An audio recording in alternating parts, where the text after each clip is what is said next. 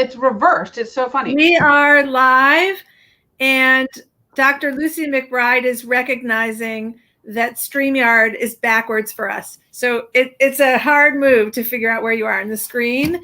But we are going to talk about Halloween today. And I was thinking this morning, what a shame that I wasn't clever and got a costume and had some music on in the background. So, you know, I fall short there. Next year. Next year. Yeah. Who knows what next year will bring.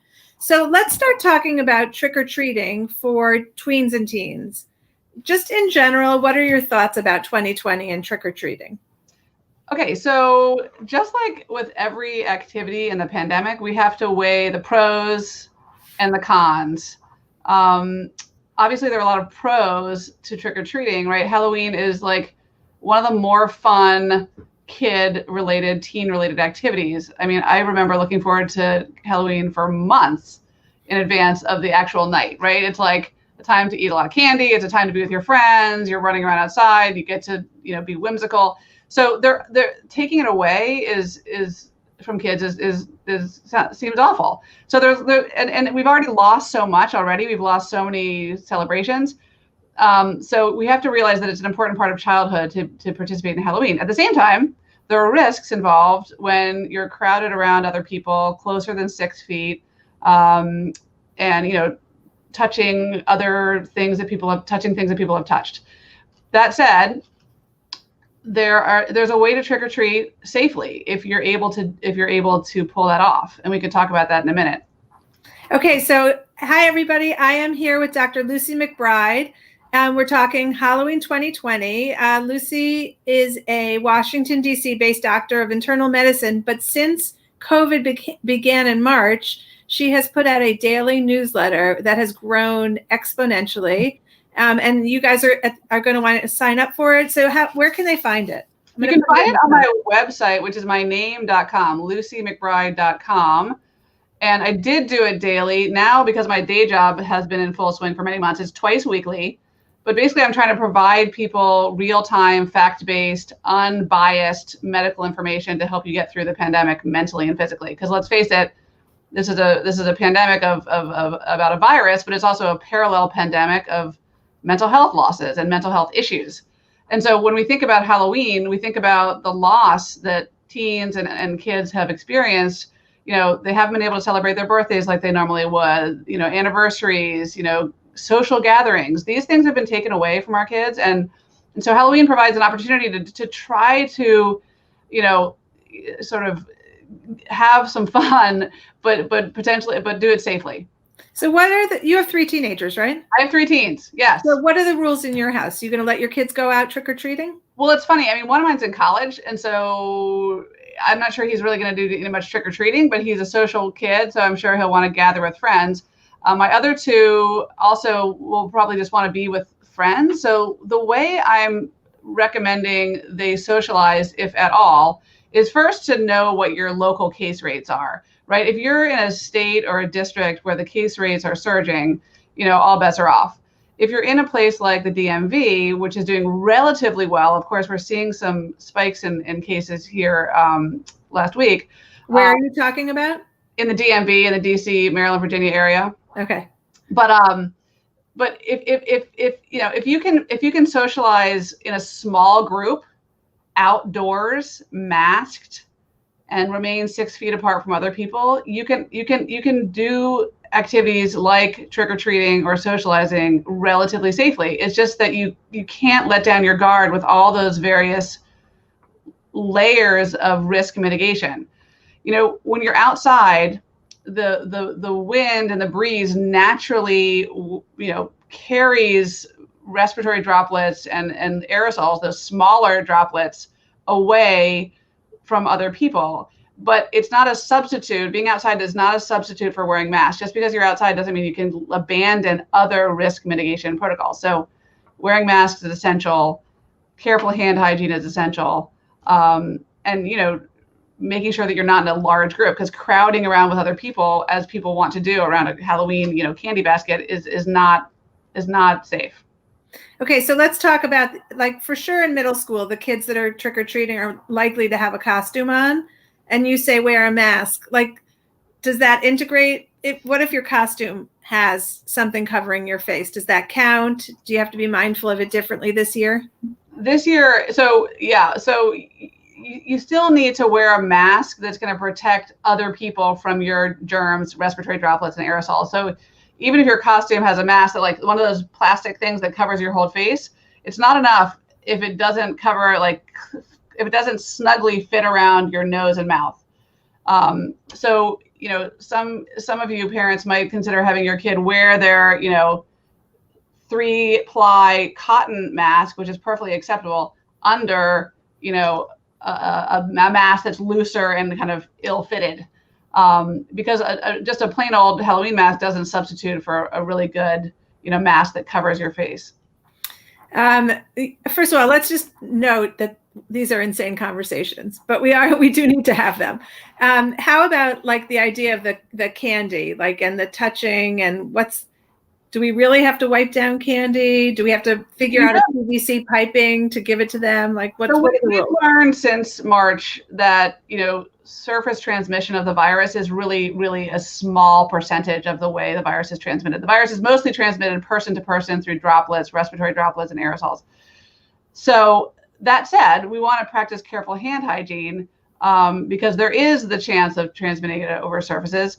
So what I'd recommend for people who are trick-or-treating is you can take the candy out of the bowl with clean hands, put it in your bag or your little, plastic pumpkin that holds your candy, and then just wait till you get home before you open it and eat it. And before you open any candy and eat it, I would wipe down your hands. You don't need to wipe down the candy. If you have clean hands and you open a package, you should be okay. So I know this is minutia, but, like, you wipe your hands, you open the packet, there's something inside that should you wash your hands again? Should you wipe your hands again? Because now you've got... You can wipe your hands again. I mean, the risk of transmission from a piece of candy is so infinitesimally low. But yes, to be uber cautious, you would have clean hands when you open the package of candy, eat the candy, and then wash your hands again. Okay, so I want to invite everybody who's listening right now to put questions in the comments, and we'll share them with Dr. McBride. This question is not a 2020 question, but it comes up every year for us. And I know there is a personal component to this, but should we see teenagers as kids when it comes to Halloween? Like, if a kid who's in high school comes trick-or-treating, there's a very widespread reaction to that, from let them be kids to, if they don't have a costume on, I'm not going to give them candy. It elicits very strong feelings every single year. We have articles that we post, and initially we had no idea how controversial it was. Now we're very clear about it. It's very controversial. Should teenagers be allowed to trick-or-treat without costumes or at all? What are your thoughts? So it's a great question. My instinct is this. I mean, kids are in various stages of development along the arc of their childhood and teenage years. Would it be best and ideal for a teenager who's like 6 foot tall to be wearing a Halloween costume when he or she goes trick-or-treating? Yeah, that's sort of, part of the deal. At the same time, I think kids, they're kids who are, 6'3" and like teddy bears inside, right? And then they're kids who are little, tykes who could run like a Fortune 500 company. I think we have to accept that kids are in various stages of development. It's an important part of childhood to be able to go out and, participate in that sort of annual event. And I think we should be kind and forgiving of kids who, for whatever reason, whether it's self-consciousness or, it's not cool to wear a costume, are out there because that's part of their, that's kind of part of their, being a kid. I think we should be forgiving, particularly right now. I think we just need to let people, give people extra room and a wide berth for expressing themselves. Well, I love that you just said it, I never really thought about the fact that they might want to go trick-or-treating, but they're embarrassed to put on a costume. Oh, sure. I think there's peer pressure, right, not to wear a costume at a certain age. Yeah. And so, there's some kids out there who want to be dressed as a teddy bear, but just can't because of social pressure, but they want to participate. So I don't think we should be punishing those kids for being in an awkward phase or being in a socially pressured stage of their lives. I mean, Halloween can be fun for anybody.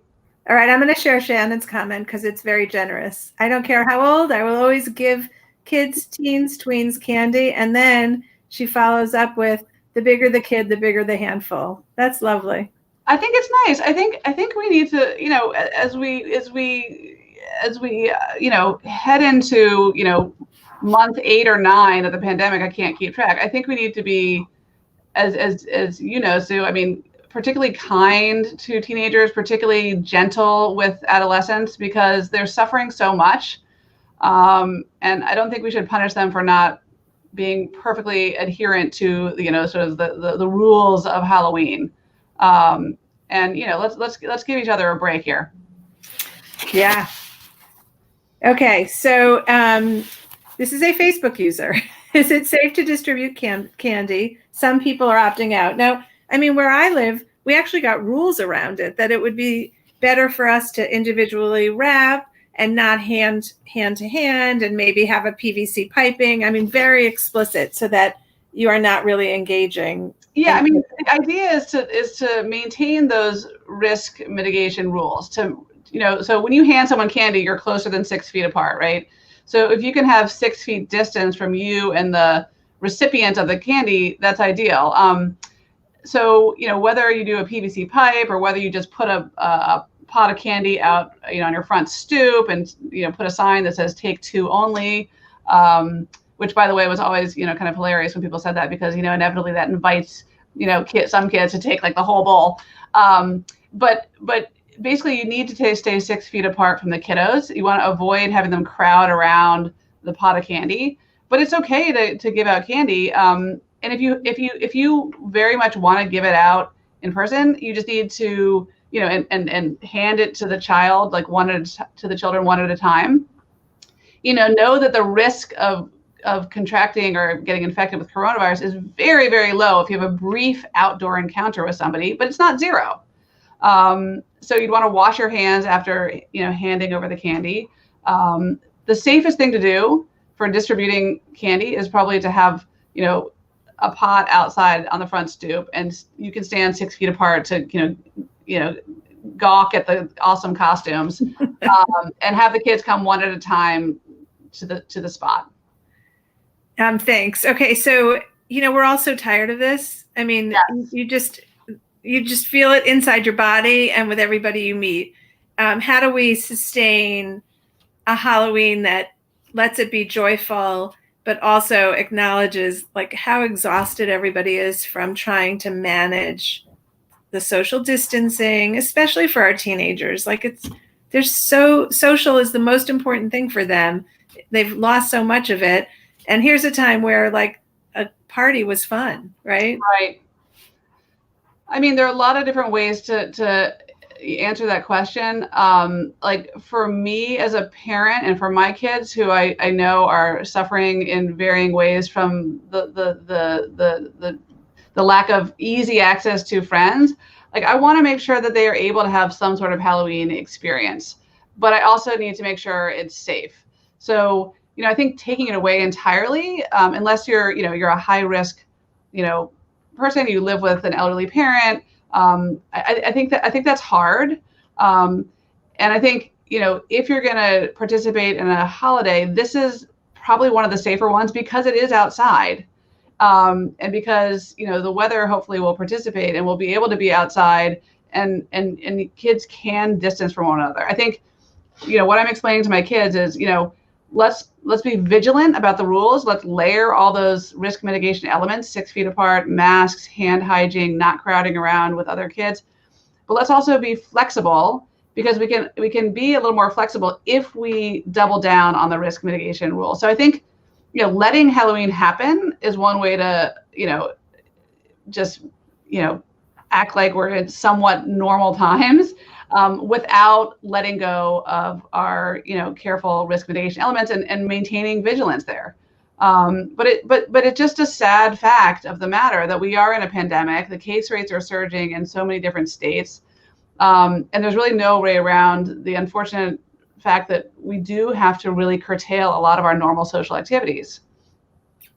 Okay, so let's talk about kids who are getting together, have figured a way to do this safely. What are the other things to worry about? Like, for example, I remember seeing kids ordering online the like crazy contact lenses. Is there anything to worry about those? No, I mean those, if you those are fine as long as you put them on with clean hands, and you're not touching your face a whole lot. If they're like irritating your eye while you're trick-or-treating and you're touching your friend and touching the candy bowl and then touching your eye, that's not good. But like the colored, if right. You don't need contacts, those things are fine. I think they're okay, unless, like I said, unless they draw your hands to your eyes and your face, and you're touching your face, you're fiddling with your mask. I mean, the thing I worry about mostly with Halloween is not so much the trick-or-treating part, and because it's outside, hopefully kids can distance and they're not in huge crowds.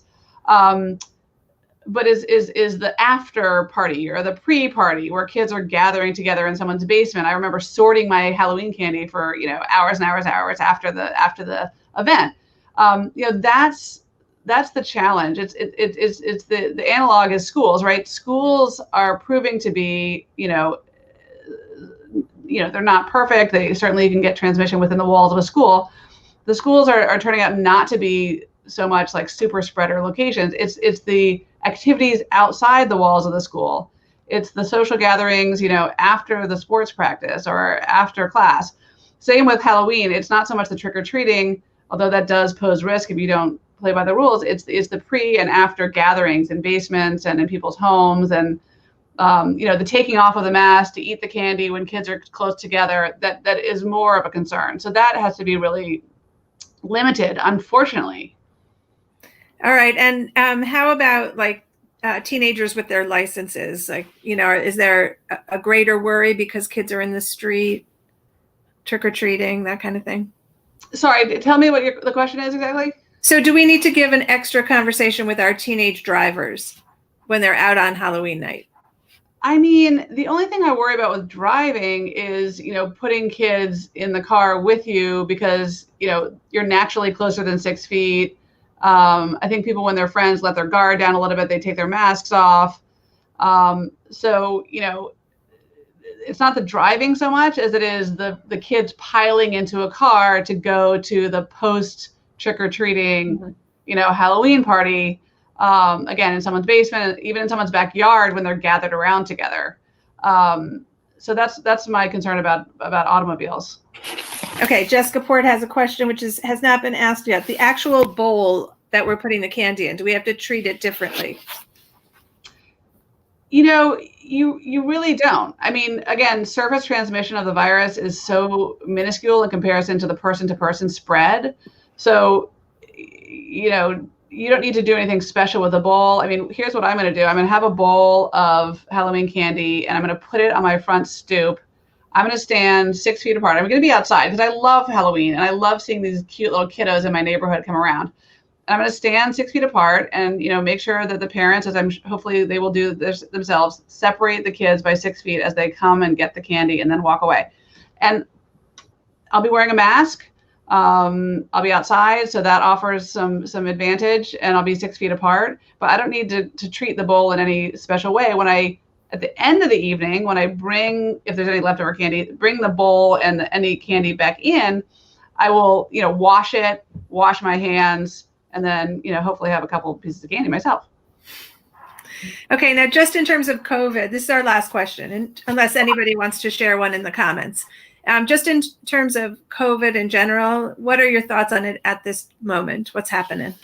So right now, as you have read in the news, I'm sure the virus is surging in so many parts of the country, and it's unfortunate that we're in this position on the eve of flu season. Flu is nipping at our heels. It usually comes late fall, early winter. And of course, with the weather changing, people are going to be gathering indoors. Indoors is 20 times less safe than being outdoors. So, I'm a bit of a nervous Nelly about the upcoming winter months.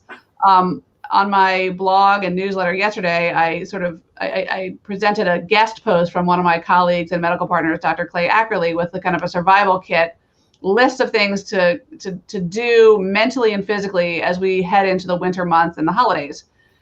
At the same time, even though it sounds like I'm a pessimist about the winter, I'm quite optimistic that by March, April, May 2021, we will be in such a better position.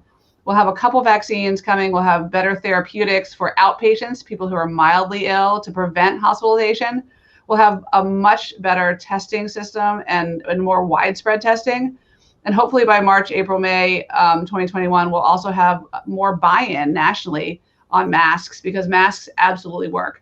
So to get yourself through the next couple of months is to really double down on the risk mitigation measures, and to know that help is on the way, know that we will get through this, but we can't abandon the mask, the distancing, the hand washing, because we're exhausted. We want to. We're all exhausted. We are all, experiencing losses and traumas and worries and fears. But the more we participate with the known, proven ways to mitigate risk, the better and the sooner we'll be out of this in 2021, which we will. So we got to all finish the marathon. Here's some more comments. This one is our Facebook user, and I think it's great advice. Thank you. Tell the teen drivers to be aware of kids in the street trick-or-treating. Yeah, I mean, that's absolutely. I should have said that. Yes. I mean, there are kids running across the street, catching up with their friends, and absolutely the teens need to be extra mindful of foot traffic in the street, for sure. And Mindy Gallagher, thanks to Dr. McBride for supporting Halloween. I agree that we need this holiday. Our kids need this holiday. I think they do. I mean, I think they do. Thanksgiving's going to be different. Christmas and Hanukkah and the winter holidays are going to be different because it's going to be colder weather. We're going to be gathering with more people. So I think this is a moment where, if we can do it safely, we could really, celebrate this moment in childhood as something that's fun and semi-normal. Dr. Lucy McBride, thanks so much for being here with us. Thanks for having me.